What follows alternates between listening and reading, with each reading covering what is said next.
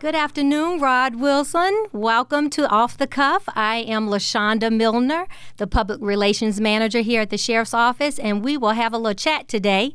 We're definitely missing Chef Kimbrough. Of course, he got held up in a meeting, and so he does apologize for not being here today, but the show must go on, correct? Yes. Absolutely, absolutely. So welcome. How does it feel being here on the cuff today? You thought you were going to be here with Sheriff, but close enough. You're here on his show. So what's your feeling right now? I'm going to tell the people that I got a better person. Ah. She's the better looking one. Aren't you sweet? I'll pass that along. But no, honestly, it's an honor to be here, on the Off the Cuff, because who would ever thought that me being here doing a podcast with you guys in a sheriff's office with the lifestyle I used to live, you would think I would go the opposite direction. But this is one of the things that, truly growing up means to me. I can see where I've, just done some growing. Yes, and aren't we thankful for that? Life goes on, and we all become better. That's what we strive for on a daily basis. So tell me a little bit more about Rod. I know you are an employee with IFB Solutions, and we'll talk about that shortly, but just kind of tell us a little bit about Rod, whatever you want to share with our community. Well, like you said, my name is Roderick Wilson. Most people call me Rod, but and then those that really know me, they call me Philly Dog. Where did that come from? Well, do we want to tell the backstory on that one? It's kind of unique how I got that name, because we moved to Philly. My mother and my siblings, we moved to Philadelphia in 1978. And we stayed up there for about 10 years, and then my mother sent me back down here, and where I started going to Statesville Senior High.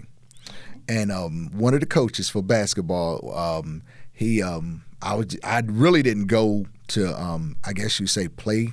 I was just mainly going out there just to see what kind of talent was out there on the courts at the time. So I said, well, it was a pickup game. They wanted us to scrimmage, and they was missing a guy, and it was like, hey, why don't you go out, cuz, why don't you go out there and help them out? Matter of fact, the coach at that time was cousin of ours. So I ended up going out there, and they was like, he from Philly, y'all. He think he know what he doing. Knows how to play, right? Okay. So that's how that happened. And it was one of those nicknames that just stuck just because the basketball court. And I was one of those guys. I was pretty nice on the courts. Pretty good. So you never know until you give yourself a chance, right? Right. Yeah, good. So tell us a little bit more about you. And like I said, I was born in Statesville, North Carolina. And, once again, we was raised in Philadelphia. We moved up there in 1978, like I said before. And my mother sent my brother and I back down here in 1988. Okay. And the reason why she sent us down here is because... Back here in Winston-Salem? No. Back down still in Statesville? Okay. Back down in Statesville, North Carolina. We were residing with... my brother moved in with his father, and I moved in with my grandparents. And the reason why my mother sent me down here is because it was one of those things I was wanting to get involved with. I seen other guys doing out there in the streets, selling drugs and running the streets. My mother and my stepfather did everything they could to raise 5 boys and 3 girls on their own, in the right way. And they did until I got outside of their door. Uh-huh. See, you making your own decisions at that time, forgetting about where you grew up from, right? Exactly, and they kept us involved with sports and different things like that. But like I tell everybody, where I got involved with everything is there was a transition. You had to get to point A to point B, whether you walk, public transportation, or your parents took you. Mm-hmm. There was still that time frame there. Just enough time to get into some mischief, and that's basically what I did. I got into mischief, got into drugs, and got into gang banging and things like that in Philadelphia. So now you were at what age were you? Oh man, that was 12, 13, 14 years old. Okay, and you continued that for how long? Actually, when my mother sent us down here, me and my brother had that, I guess you would say, that Philadelphia mentality. Yeah. So we was like, whatever, we're going to do what we want to do, and no matter who like it or not and stuff like that. So when we came down there, that mentality was still on us, and we were just carefree. We didn't really get involved with any gangs, but other guys gravitated to my brother and myself because we were from up north. We had a different swag about ourselves and things like that. And the guys just gravitated to us, and needless to say, I got back into the groove of old things, and back into drugs and things like that, which later on caused me to lose my sight. Because I got out there in the drugs, selling drugs, running the streets, and still the whole time I'm still going to school. I'm still going to school because how were grades then?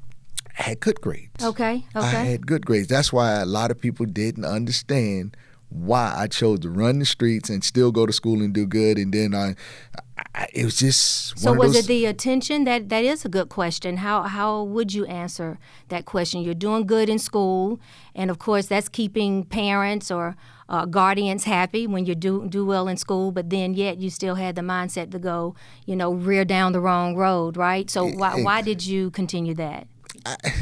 Only thing I can think of is, I can't call it peer pressure because everybody gravitated to myself and my brother. So was it the attention? It's more, it has to be the attention. Okay. It was the attention. Getting the attention. Getting the attention. Yeah, he got the swag. He's this, he's that. Because, we bought a different style of clothing. Just doing things was just different from, they always say the South is slow. But once you get down here, and once we got back down, we moved back down here, got into the groove with the guys in the South, as they say. You appreciated where we came from. Yeah. Absolutely. But, it is slow because up north everything is fast paced. But so what happened? You stated that you became blind during this time, right? This experience, am I right, or am I moving too? No, you're right. Okay. Like I said, when we moved down here, I got involved with the drugs and guns because it was easier back in 88, 89. It was relatively easy to transport drugs and guns across state lines and things like that. So we were able to go back up north, get drugs, bring it down here. And that's basically how I ended up losing my sight. It was an altercation between me and another gentleman, which was, this gentleman was way older than me. I was only like 17, 18, just turned 18. But the altercation had happened probably 2-3 months prior to me turning 18. We got into a little scruffle and everything, and one thing led to another, and I was going to my car, warming it up because it was snowing, sleeting, and raining the night I got shot. And me and this guy had just got finished arguing, and had we was fighting, and so my back was turned away from him. So in doing so, he come back outside, and one of the residents that was living in the building he was living in was arguing with him. And I didn't know why they was arguing. It wasn't bothering me no more. I was in my car.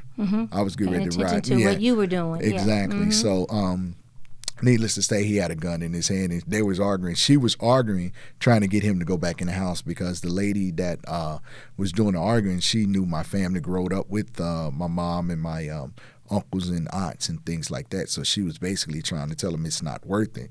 And so you, it's sounding as if you were not. It was not directed to you. You were just in the middle of an altercation with someone else. It was actually he and I. Okay. She was just trying to prevent him from shooting me. Okay. Okay. It was an altercation between he and I. Though. Okay. Yeah. Awesome. So this happened. You were 2 days before your birthday. You said no. It happened exactly 8 days after my 18th birthday. Okay.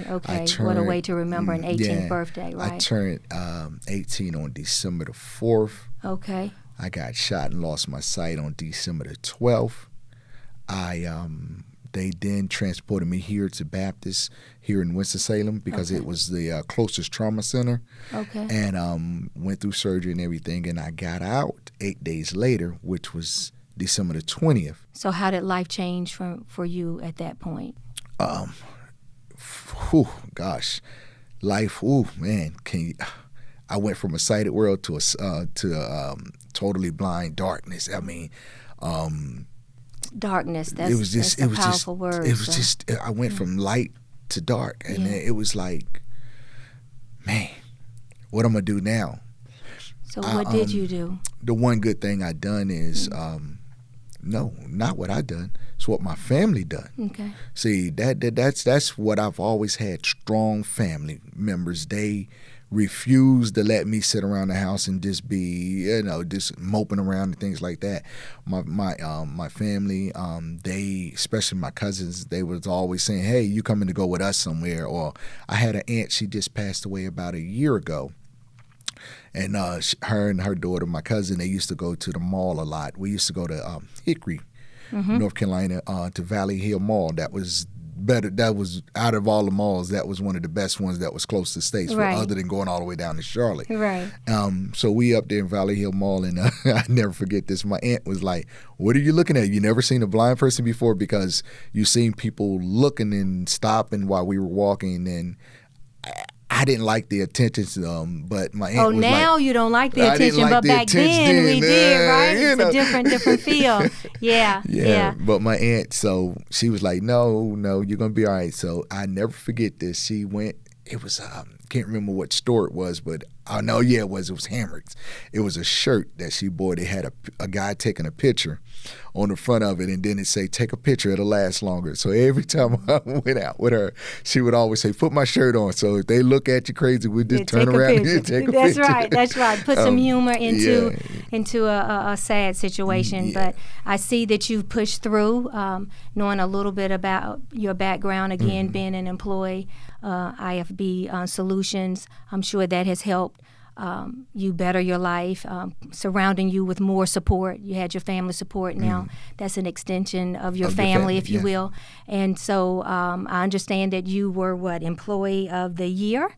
And so what is the feel of coming from where you have and being recognized in a different way as an Employee of the Year? What was that feeling like?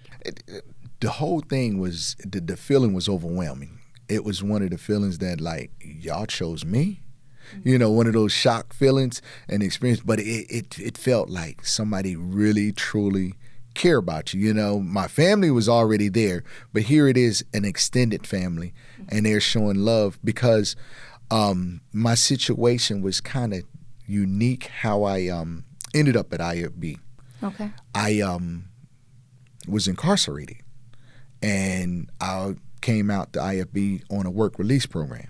Okay. And that's how I got there, and for them to open their doors for me, and then the people, the people at the job to open their arms and accept me as one of theirs. They didn't look at me as being someone that was here on work release and things like that. They looked at me as another blind guy that's gonna sit here and work with us, and they embraced me as one of their family members. And it showed in 2009 when they voted strongly for me, because how that went is everybody, they pass out they used to pass out a little ballot, and you had to put down who you think would be a good Employee of the Year, direct labor.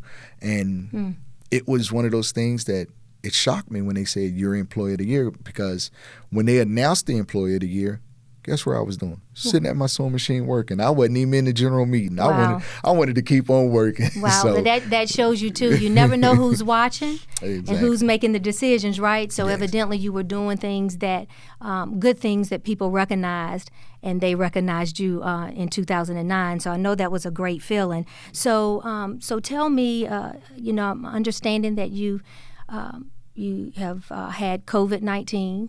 And just kind of tell me what that's like for a blind person experiencing that and being blind. Oh man, COVID-19. I'm gonna honestly say I don't wish that on anybody, because to me it's like the flu on steroids. But I And when did this happen? Let me step back. When did you experience this? I was going to the doctors on June 5th. I just had a regular doctor's routine, visit But when I went in there, I asked the doctor, I said, Doc, could you tell me some of the symptoms of COVID-19? And she was like, okay, what are you experiencing? And she said, so I told her I was experiencing, I can't smell nothing, I can't taste nothing. She said, oh, we got to test you. So that's, when it was on June the 8th when they called me back and told me that I was tested positive for COVID-19.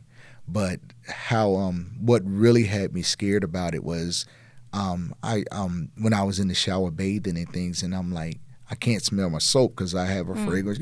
Everybody got a fragrance soap unless you use an unscented soap. Right. And I couldn't smell it. So I'm like, I know I'm bathing now. And I just took the bar soap and almost rammed it up in my nose, because I had to make sure, because I really couldn't smell it. You didn't know if somebody changed soaps on your what, right? Yeah. So I was like, I can't smell the soap. So needless to say, I tested positive. They called me on June the 8th, and told me that I was that I had tested positive, and I had to quarantine myself for 14 days. So being you were working and being quarantined, that took you out of work. How did you survive financially? One good thing about it was IFB has this thing called the People First Fund, or the PPF. And what it does is I never missed a paycheck. They was continuously paying me for however long it took me to get myself together with COVID-19. And that was one of the best things that they've, other than what they already do, right, for them to come up with this as fast as they did, and for the people in the community to donate the way they have done, that funds that helped really you survive. Because it really helped us. So some those things like that come about to those two that help others, and I understand that you do mentor other boys. Am I correct? That's a passion of mine. I would love to get in it more. I used to go out with IFB. We had this. We used to call ourselves the Blind Side, and it was a group of us used to go to the different schools and mentor to students in the schools. We would blindfold them and let them actually experience walking with a cane. I would tell my story, a brief part of my story, and then I would tell them, basically I'll let them know, the number one thing is you need to listen to your parents, because even though you may think your parents are old-fashioned, there's nothing new under the sun.